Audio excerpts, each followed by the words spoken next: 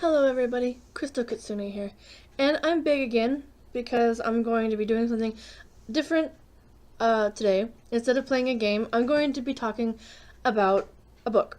Now, yeah, I've done book club on this channel, which a couple of the episodes got a few views, so I mean it was fun to do it there for a while, but there was no comments or anything, and there was no, feedback or whatever. So I kind of just discontinued doing it, even though, like, the last book that I was supposed to read was Willow. I didn't finish it, and I just sort of didn't continue with that particular thing. But today, the reason why I wanted to discuss this particular book was because this book is the one that I showed on a video the other night, but for those of you who didn't see the video, I purchased and received this. Five Nights at Freddy's The Silver Eyes by Scott Cawthon. I like the Five Nights at Freddy's games. I haven't played them yet because I'm waiting till October, and then I'm going to start playing some horror games, Five Nights at Freddy's included. I got some other things planned to play, but that's all going to happen in October. More details about that, when it gets closer to October. But I ordered this on Amazon, and I'm like, I like the lore of the Five Nights at Freddy's franchise. I like, the story of how, like, the kids were stuffed in the suits and trying to figure out who the purple guy is and all that kind of stuff. So I read this book. It took me 2 days. And what was weird is that I ordered this and I got an email telling me that it was shipped and that it was supposed to arrive at my house on a Monday. This last Monday. And I'm like, okay, cool. Like, I'll get it on Monday and then I'll read it and, whatever. It came to me on Sunday. Now that's weird because we don't get mail on Sundays normally, especially not like packages and stuff. Usually we only get it Friday, Saturday, and then like Monday or whatever. We don't always, we never, that I know of, ever since we've been here, gotten mail on a Sunday. So that was weird in itself because I was sitting here at my chair and I was playing a game or whatever, and we have these cameras sitting over here on the TV, and it points out to the front and everything like that. Because we've had, like, in the past, some things going on out front, and we just keep an eye on things that's going around the neighborhood. But I looked and I saw a female at a porch, and I'm like, at first I thought it was one of our neighbors because they come up to the house every once in a while, and they were messing around the porch, and I'm like, what the heck is going on? And then on a separate camera, I saw that the mail truck was sitting outside. And I'm like, today's Sunday, right? I was like, we don't get mail on Sundays. So I got this on Sunday, and it took me 2 days. The time, Sunday and Monday, I finished it. But it has a synopsis on the back. A little simple synopsis. If you haven't read it, I'm not gonna give any spoilers, even though if you know the Five Nights at Freddy's, storyline and the lore, it's not too much of a spoiler because everything that's in here is basically stuff that's happened in some part of the game. They just give names to people, and it's not supposed to be taken as gospel. So let's just say that. As I was reading it, I was like, okay, so it gives a name to, some of the victims that, or one of the kids that was taken away, along with the other 4 kids that were stuffed into the suits. They gave him a name. They didn't name the other 4. But anyway, basic rundown is the daughter of the person who created the animatronics, left home, to live with her aunt after her father committed suicide, but a animatronic actually killed him. But I'm not sure if that's supposed to represent baby, because they said it was just like an animatronic shell, or like a the form. It didn't have like a body on it, so it was just like the skeletal system type thing. And it was holding a knife, and it killed him. So I'm not sure if that's referencing to the part in like the FNAF world where he gets stabbed, and then you see lights, two eyes in the corner, which is supposed to represent Baby, who is supposed to be in, well, not supposed to be, but is in the newer game that's coming out, the sister location. So it doesn't mention anything about the sister location in this book, obviously. But this book, like I said, it's not like gospel. You know, it mentions Freddy Fazbear, and it mentions Chica and Bonnie and all that kind of stuff. So it names the actual animatronics and stuff. But what it does is it doesn't fit the timeline as opposed to like the restaurants. 'Cause like when you're reading the book, it mentions the Fazbear Diner, which we haven't gotten a game for. That was the one that had Golden Freddy and Golden Bonnie, or aka Springtrap, in it. So they mentioned that restaurant. They also mentioned the Freddy Fazbear's, pizzeria or whatever, which seems to me like it's a mix of both the first game's restaurant and the second game's restaurant. Because the first game's restaurant is from closer to the present in the 90s, and then the second game is the big to-do, with the toy, excuse me, with the toy animatronics, and then the other ones are cast-offs in the back. But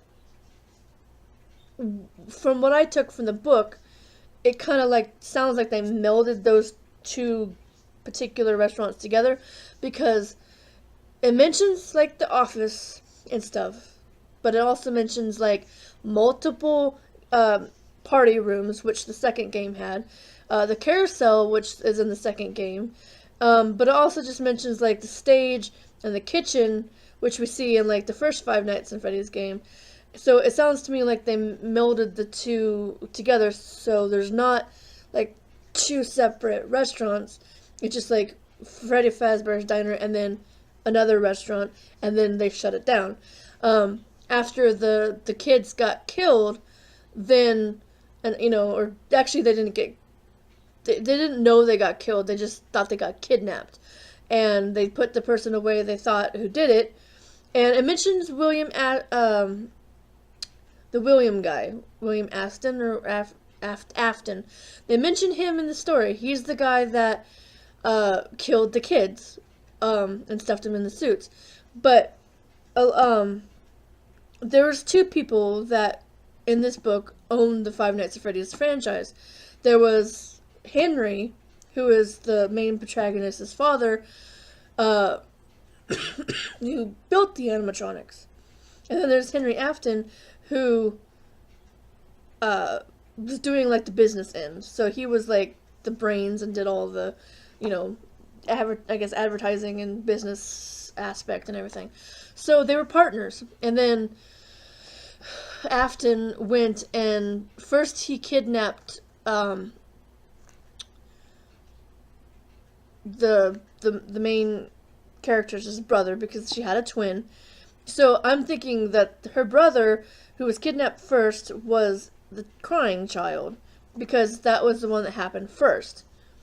And then, even though like they see the crying child as like standing away from the crowd, and doesn't show like a sister or another person near him, and he gets kidnapped by the purple guy and then taken away. And then in the other diner, when they had the bite of 80. Well, they had two different bites, according to what I read or been paying attention. They had the bite of 83, and then the bite of 87, because it kept the dates kept changing. There was a bite of 87, and then there was also the bite of 83. But they didn't mention that. The only thing that they mentioned was the kids got kidnapped and didn't know where they were at. And then this is 10 years down the line from that incident. So the kids are all 6 years old. So they're like, or 6 or 7. So they're like 16, 17 now.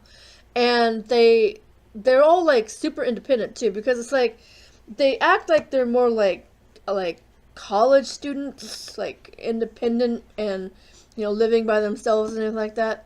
Because when we first start the book, Charlotte comes back to town, the town of Hurricane, and she's like, she was living with her aunt, but she drives to Hurricane from where her aunt lives.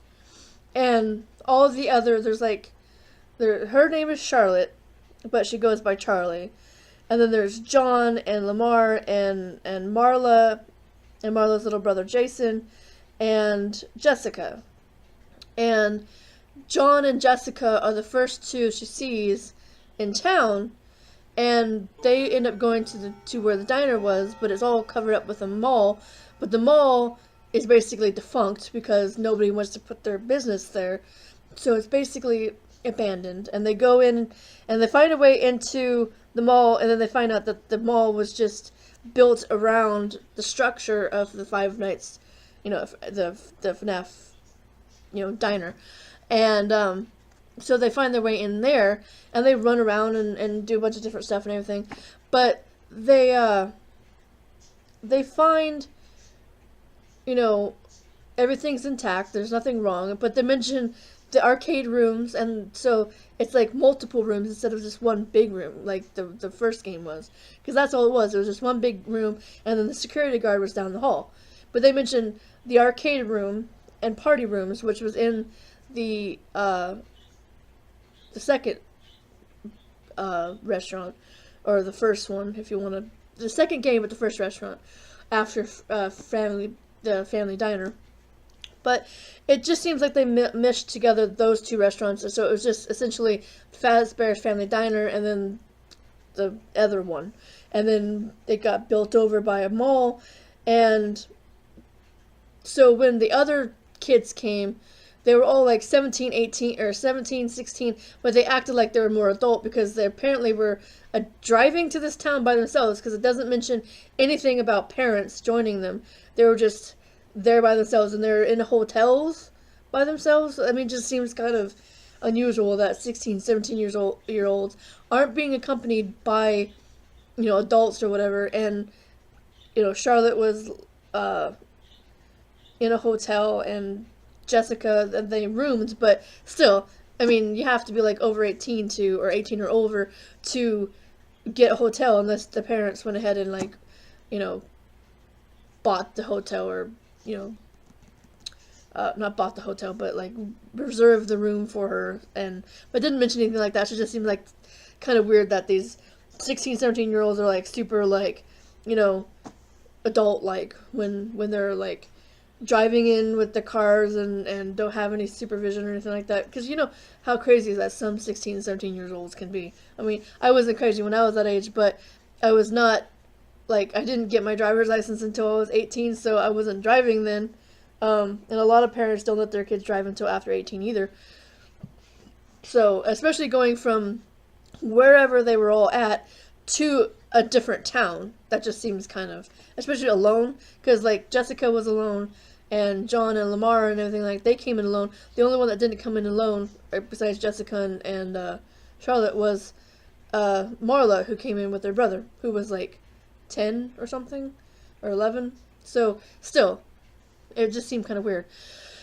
But aside from that, the book, okay, I'm going to talk about no more spoilers, I guess I should say spoiler alert.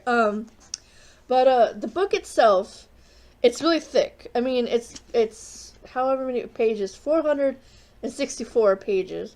And it starts basically like on the second page, because it gives you Five Nights at Freddy's by Scott Cawthon, copyright, and then it gives you, like, usually they have you like filler pages and stuff. It just starts on page 2, so you get like 463 pages full of this.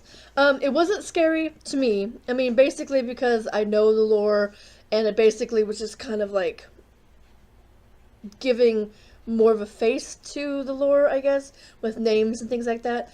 But it's not supposed to be taken as canon or, like, gospel, because there is a lot of stuff in here that's not, you know, doesn't mesh with the actual lore of the games and everything. But at least it gives a face to, you know, some of the characters and things like that. And, but to me, kind of reminded me of like a longer and maybe a step up from, but it reminded me of kind of like a Goosebumps book. I know like how Goosebumps books were because I owned a bunch of them when I was younger. But it's like Goosebumps books, they had to resolve the issue within that much of space. So, I mean, it was like, it just seemed like you started it and then ended like really fast. So there were just simple stories that you could just kind of knock off in like a couple, like an hour maybe, or less, 30 minutes, an hour. So they weren't that long, but the kind of mystery kind of stuff that was going on in this particular book reminded me of the Goosebumps books because, I mean, it's not scary to start with. I mean, it gets a little gruesome towards the end. No spoilers. I'm not going to tell you what happens at the end, so you have to actually read it to find out what happens. But it was kind of like all this time, I mean, they kept going back to the diner, and things were happening each time they went there, and then it was like, okay, so every time they go in, something else happens, and you were trying to put together, like, I mean, if you hadn't have, like, watched anybody play the games or hadn't played them yourself, it would have been kind of like, okay, so what's going to happen now, you know, but it was mildly violent and teensy-weensy little gruesome at the end, but, I mean, it wasn't super horrible, it wasn't graphic, it wasn't, like, didn't have any bad language in it, like, at all. I mean, it didn't even say, like, damn or hell or anything like that. So it's clean, and it's, you know, I would recommend anybody at any age to read this if you're into the Five Nights at Freddy's lore, but don't take it to gospel because it doesn't actually fit with the actual timeline of the games, and there are some, you know, differences and things like that. So it's not to be taken as canon as I think he intended, but it's kind of like a supplement, which kind of talks more about like what would have happened if it was like a real kind of thing. Like, it puts it at more of a, it gives it more personality. You know, like when you're playing the Five Nights at Freddy's games, you're a security guard, and that's all you know. You don't know who he is, you don't know what his name is, you don't know his background, it doesn't know, you know, you don't know who this person is. It's just somebody who is trying to stay alive from these animatronics. I mean, we've learned about the animatronics. We know about Freddy and Chica and Bonnie and Foxy and why they are the way they are and everything like that. But it just gives it a little bit more of a human aspect to the story because most of the games are just about survival. It's like, okay, you're this person who you don't know who it is. It could be a female for all you know, but it's just this person, this faceless person who is sitting in this chair who is trying to stay alive for 5 nights at Freddy's. And, but this particular story, even though it's not canon, it still gives you kind of like, okay, now I know there's names to these people, there's, you know, kind of like a backstory as to how Five Nights at Freddy's was started, even though, like, they just mentioned William Afton in the most recent game that's coming out, the sister location in, like, the coding or whatever, they mentioned William Afton, or supposedly mentioned William Afton, who they say is the creator and the owner of the Five Nights at Freddy's franchises. But in the book, there was 2 owners. There was William Afton, and then there was Henry, who created the animatronics. So, I mean, overall, I mean, it took me 2 days to read it because, I know, I just wanted to see what was going to happen. But if you want me to read, I'll read the synopsis on the back, so that way you can decide if you want to get it yourself. Based on the best-selling horror video game series, Five Nights at Freddy's. It's been exactly 10 years since the murders at Freddy Fazbear's Pizza, and Charlotte, Charlie for short, has spent those 10 years trying to forget. Her father was the owner of Freddy Fazbear's Freddy Fazbear's Pizza and the creator of its 4 adult-sized animatronic animals. And now Charlie is returning to her hometown to reunite with her childhood friends on the anniversary of the tragedy that ripped their town apart. So it's the exact day 10 years later, and they're doing some sort of memorial type thing and whatever. Curiosity leads Charlie and her friends back to the old pizza place, and they find that it hidden and sealed but still standing. They discover a way inside, but things are not as they once were. The 4 mascots that delighted and entertained them as children have changed. The animatronic animals have a dark secret and a murderous agenda. Even though they don't really start doing things till a little bit later in the book, they're not really murderous, I'll just say. Excuse me. But anyway, that's my, I guess, review of the Five Nights at Freddy's book, Silver Eyes. If you like the lore and you like the Five Nights at Freddy's games, I suggest that you check it out. Either buy it or check it out at a library or something and read it. It's a good read. And like I said, it's not bad. It does have no bad language or anything. It just gets a little, scary towards the end a little bit. But I would recommend kids 13 and older. Nothing younger than that, I wouldn't think, because unless they're pretty, hardcore kids. But I know when I was younger, I was kind of scared about a lot of things. Movies, certain scary movies and things like that. Even certain Nicktoon programs, or the Nickelodeon programs, were kind of scary because they got kind of creepy in certain parts, and I would always kind of back away from the TV and sit somewhere else. But anyway, that's gonna be my little review talk discussion about Five Nights at Freddy's Silver Eyes, and I need to go and get something for this cough so that way I'm not coughing in your guys' face or ears or whatever. So I'm gonna go say thanks for watching, and I hope that you enjoy this video. I know there was no game today, but I just thought it would be cool to talk about the book. So I probably won't do this too much. I might do it for something else, whether it's a book or another book or a movie or whatever. Just once in a while, maybe. It's not going to be a series, so don't worry. I'm not going to be sitting here talking to you about books and movies and stuff like that. I'm not that kind of channel. I just thought it would be interesting to talk about it, since it is a book based off of a game that's already out there, and the lore is out there, and a lot of people like the series and things like that, the game series. So I thought it would be fun to talk about. So thank you for watching. Do be sure to like and share with your friends.